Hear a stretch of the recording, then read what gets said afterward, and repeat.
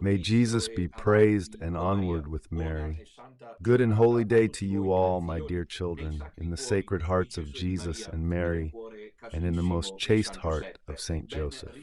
Welcome back to our morning feature, Saints and Coffee. Today is Thursday, the 21st of November, and the Church celebrates the liturgical feast of the presentation of the Blessed Virgin Mary in the Temple.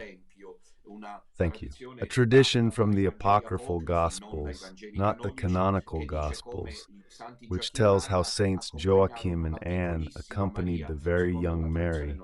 Tradition says she was no more than 3 years old, to be left at the temple and there dedicate herself to a life of prayer until marriage, and of contemplation until the age of marriage, so 13 or 14 years old. Even a little earlier, they were betrothed, more or less when the first menstrual flow arrived. And so the Madonna is given to God, she who ascends the temple, according to tradition, without looking back at her family. Saint Joachim, in this, according to some mystical sources, feels bad about it. He's sorry that Our Lady, his daughter, didn't turn to greet him, but she was mindful of that Coram Deo, which in the liturgy has been lost in the post-conciliar liturgy. That is, Coram Deo means before God. Our lives, and this is the strongest message, I think, that the feast of the presentation of the Blessed Virgin Mary conveys to us today, is that we must live Coram Deo before God. How many subterfuges are there? I really realize how human life is a constant testing ground, constantly being contradicted by demons in our own eyes, with those inner dishonesty, falsities, hypocrisy so subtle that we almost hide them from ourselves. So Coram Deo, my dear children, this is today's message. To live like Mary, dinanzi a Dio. She goes up, according to tradition, she started to dance a little on these stairs of the temple in Jerusalem, in the hall, and this was actually proven. Dedicated to the girls and young daughters of priestly families, and Mary belonged to Aaron's priestly class through her father Joachim. And this very hall was the one dedicated to the girls who went there around the age of 5, to stay for more or less 7 or 8 years, and then leave as betrothed brides. Before God, let's not forget that. And that's precisely why the Church celebrates a feast today, so to speak. Gratitude for the cloistered nuns, that is, the nuns of enclosure. Today, there are still such nuns in the world, belonging to contemplative orders like the Discalced Carmelites, the Carthusians, the Trappists, and the Franciscan Poor Clares. There's also a male branch in Mother Teresa's order, not just female, men and women consecrated to cloistered life.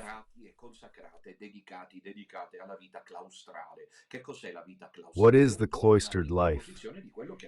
It's a bit of a reenactment of what Our Lady experienced in that season, because Mary is the paradigm for all of us to live as God wills. So they live this life that Mary lived for a few years in the temple in Jerusalem, Coram Deo, living for God. Or if you prefer, God alone, as Montfort used to say, God alone.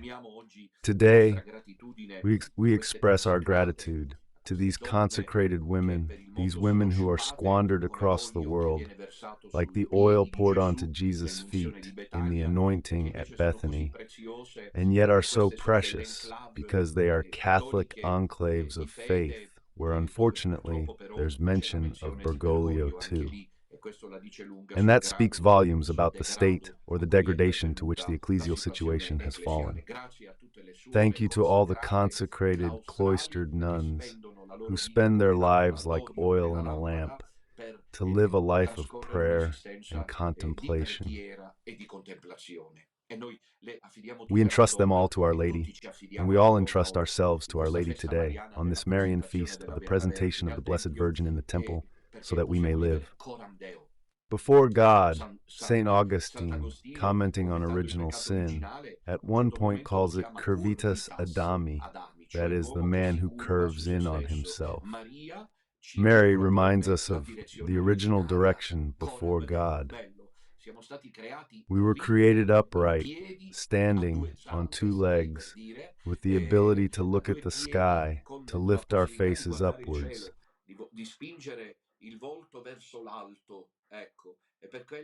And that's why we were created to worship God, to contemplate God, to love Him face to face, as the Apostle John says. Today's celebration, Mary before God, and we too, like the whole church, before God.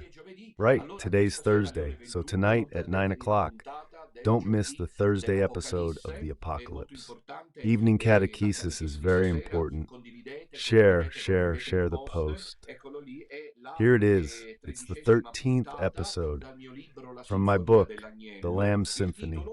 The Lamb and Seals, Chapter 5's title reveals world history's meaning. And it's the moment when, as we'll see, cinematically the Apostle John describes another vision after that of God the Father, in which there's a book. We'll see what this book is. 7 seals lock it shut. We'll see these 7 seals, and no one can open it. He's crying. But tell him not to cry. He's won the lion for the tribe of Judah. He's the lamb, even the lion that opens the seals. We'll see him this evening. You'll find it interesting. And then, I remind you of our apostolic appointments. First of all, I urge you to organize yourselves in good time for Sunday, the 8th of December. Christmas is fast approaching, the Feast of the Immaculate Conception of Mary, perhaps probably the most important Marian feast. See you at 2:30. At the NH Milano Congress in Assago, where we've always been for a moment of grace. From 10:30 at 12:30, there'll be confessions. And then in the afternoon, the program will be very intense. As always, we'll welcome the statue of Our Lady, we'll say the rosary and do the consecration, and then we'll bless the families, and then the floral tribute to Our Lady, and finally Holy Mass, the Eucharistic procession, and the blessing. In the families, we'll hand out a memento of this moment of grace. All the priests of the sodality will be present, except for Father Ioannis, who already had a prior commitment. He's sorry about that, but he can't cancel it anymore. You know he works in Austria for the German-speaking faithful. There are coaches being organized, as you know, from various regions, from Friuli, Venezia Giulia, Tuscany, South Tyrol, Abruzzo, Marche, Veneto, Brescia, Como, and Rome's coach. So the first one's already full. It's free to give this symbol of support. And there are also places like Emilia-Romagna. There's a coach leaving from Emilia-Romagna. So we're offering help to anyone who can't afford it. And that's very nice. They shared goods as stated in Acts. So if there are any faithful from the Emilia-Romagna regions who can't afford petrol in a car or public transport to come to Milan, they can undoubtedly ask the Emilia-Romagna regional representatives for help. So to find out if we need another, perhaps smaller, coach in Rome, in addition to the large one already arranged, please hurry and register by the 30th of November at the latest. So that leaves just 9 days, because we know how many there are. We can't drag it out too long. The coach leaves Rome Tiburtina at 5:30 in the morning. It will take more than 5 hours to reach Milan. And then the coach will return at 7 o'clock in the evening to do many more hours of return journey, all entirely free. As you know, I've already announced it. So we're prepping for that party, but other events are on too. Today we're in Savignano, in the province of Cuneo. Come on, you loyal followers from the small remaining Piedmontese, Cuneo, and surrounding areas, come along to this lovely moment we'll share together at 5:30. You already know the address, which you can also find at 65 Artigianato Street. This afternoon, we're expecting many of you. Then, as happened the day before yesterday, during a truly beautiful moment in Bologna, we'll do this. There will be the Rosary and Holy Mass, then a break for a bite to eat, and at 9 o'clock, the catechesis I announced for tonight will be broadcast live from there. From Savigliano, from this center, which we'll have the opportunity to discuss, Thank God it's not a hotel. And I say thank God, because hotels cost money. Hotels cost money. We're forced to meet up by paying. That says it all. But today, thank God, that's not the case. At least not directly, because the building still needs paying for. And then, well, let's say we'll stay for dinner. On Sunday instead, we can't wait. We'll be here beyond these already snow-covered Alps that I can see from my hotel room. It's snowy, freezing cold this morning. -1 here in Cuneo. We'll be in Rue de, let me see if I can read it properly, Varnecourt, 𝐷-le-Mézières, France, in Charleville-Mézières, at 3 o'clock, for an intense moment of prayer with the small remaining bit of French I know. See you there then. Celestino and I, with my entourage, will be there at 3 o'clock on Sunday. And then afterwards begin the other days of great apostolic commitment around Italy before the 8th of December. I only remember these upcoming appointments. Wednesday, the 27th of November, the Feast of the Miraculous Medal of Our Lady, I said in Genoa, and then I said the following day in Turin. But I didn't calculate it well, because I could have done Turin first, since we're returning from France, and then Genoa. But perhaps it's already a bit too late to involve and ask the representatives to change the day. However, it was quite curious. Since it happened, I thought of Genoa first and then Turin. And then on Friday, the 29th of November, the novena will begin, as I've already said, in Bologna. And then on Saturday, the 30th of November, the second day of the novena, in Trento. The 30th of November in Trento sounds like a tongue twister. And on Sunday, the 1st of December, the third day of the novena, in Udine, in Palmanova.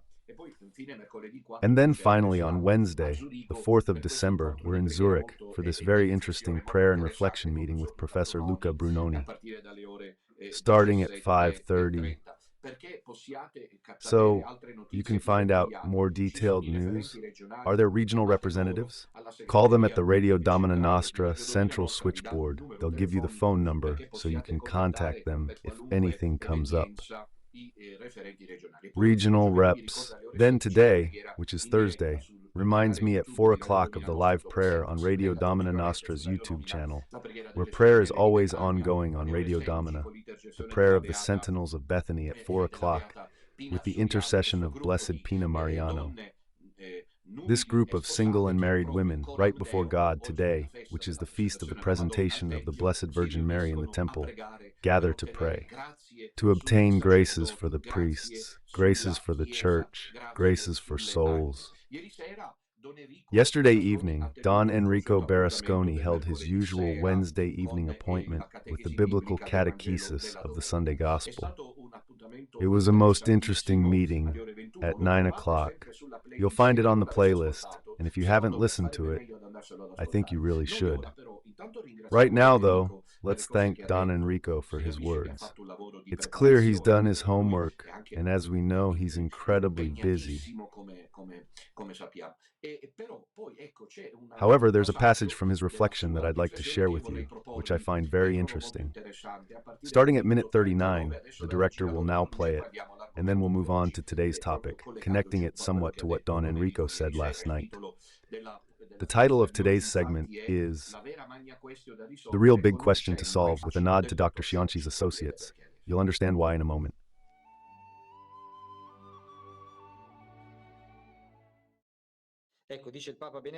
Here, Pope Benedict says, the destruction of the temple unfolds in 3 stages. First, the suspension of sacrifice, reducing the sanctuary to a fortress. Then the burning, which itself occurs in 3 stages. And finally, the dismantling of the ruins. Pope Benedict says that those who survived and didn't die from famine or epidemics face the prospect of the circus, the mines, or slavery. According to Josephus, over 1 million died. Tacitus claimed 600,000. Modern scholars suggest these figures may be inflated, but it was still a massive catastrophe. Recent scholars say that the figures are probably somewhat exaggerated, but it was nonetheless a truly immense catastrophe. And one can understand why, says Pope Benedict, because Jesus, taking up Daniel's prophecy, comments on the event, saying, "Those will be days of tribulation, such as there has never been since the creation of the world by God until now, and never will be again."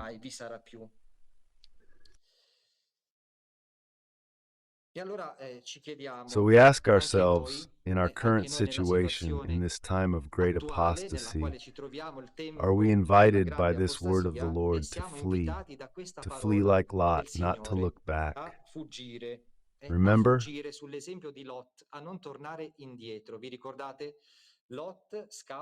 Lot flees from Sodom and doesn't look back, while his wife turns around and becomes a pillar of salt. Here, this word also challenges us today. It's to flee. What must we flee from? Those images we've heard, characteristic of Jesus' prediction. It's that whoever is on the terrace shouldn't delay going home. Whoever is in the countryside shouldn't turn back. Pregnant women, woe betide them, pray that it doesn't happen in winter or on a Saturday. These expressions signify an impediment, something hindering a swift escape, a nimble flight, we might say. Instead, the Lord invites us, and invites us today too, to flee, first and foremost, naturally, always from sin. First things first, to live in God's grace, awaiting what will be the great prophesied warning. It's important to always live in God's grace, at all times, but especially in our day and age, when this great warning is also spoken of. Era at any time, but especially in our day and age, when people talk about this great warning that is to come, which will essentially be a moment of grace, a moment when the Lord wants to enlighten consciences, but we must be ready for this event. But then the Lord invites us to flee from the apostasy underway. We cannot stall, we cannot waste time, we cannot become accomplices of the apostasy underway, as so many are unfortunately doing. They're stalling like Lot's wife, looking back. Worse still, if they've escaped the great apostasy, if they've understood the deception, and then turn back like Lot's wife and become pillars of salt. How many have we seen who started well on the path and then became pillars of salt? The Lord invites us. Right, you heard it. That was one of the most significant passages, in my opinion, from Don Enrico's biblical reflection last night, where we see this application of Christ's call in the apocalyptic gospel synopsis to flee quickly. And Don Enrico applies this to the current situation, where first of all, with a completely pastorally effective specification, he says that the first thing to do is to flee from sin. To flee from sin, that's very important. When we hear this story again on Sunday, of Jesus saying, "Flee to the mountains and don't delay," it's precisely a fleeing from the devil's society, a fleeing from the Korean apostasy. First of all, that's the sin, but Don Enrico applies this eschatological appeal of Jesus to our times, fleeing from the false church, fleeing from society, of the evil, to flee, Sarah's group. It doesn't take much to understand that Bergoglio's is Sarah's church. If someone can't grasp that, they're already stuck within those walls, turned to a pillar of salt. I believe Don Enrico emerged, in my opinion, with that regret we carry within and offer to God. He was also referring to those who were with us, and the first whistler they followed, to get back to where they came from. And that's truly incredible. It's truly incredible. So I invite you to listen to the whole catechesis if you like, because it's worth it, and it's good preparation for Sunday's Gospel, which is very long, but really very, very intense. You'll find it on the playlist. And as for you, I'm expecting you this evening for a commentary on the 5th chapter of the Apocalypse, the Lamb opening the seals. We'll do it live with the faithful. If there are any, they'll stay. From Savigliano. Now let's look at today's topic, which complements our earlier discussion. The title is The Real Crux to Solve, nodding to Dr. Cionci'S followers. I'll start with this last point, without argument, but with great sorrow. It's a real dismay which I'll now share with you, showing unfortunately how Dr. Cionci, hopefully unknowingly, hopefully he didn't notice, just as he hadn't noticed, of what were the defamatory statements against his following towards me, taking into consideration nothing less than my own dead parents, with a spite, a rage, a sarcasm, a hatred. In the end, it's hatred, from the undergrowth that Cionci cultivated, thinking that I, stupid, wouldn't notice. And that has finally come out. They toasted with champagne the moment Cionci, separated from Don Minutella. He followed Father Fare. And then, because these are facts, I'm not making anything up, because for him that's the true church. It's just a canonical political problem to be solved, right? But if it were only a matter of content, one might even say that everyone goes their own way.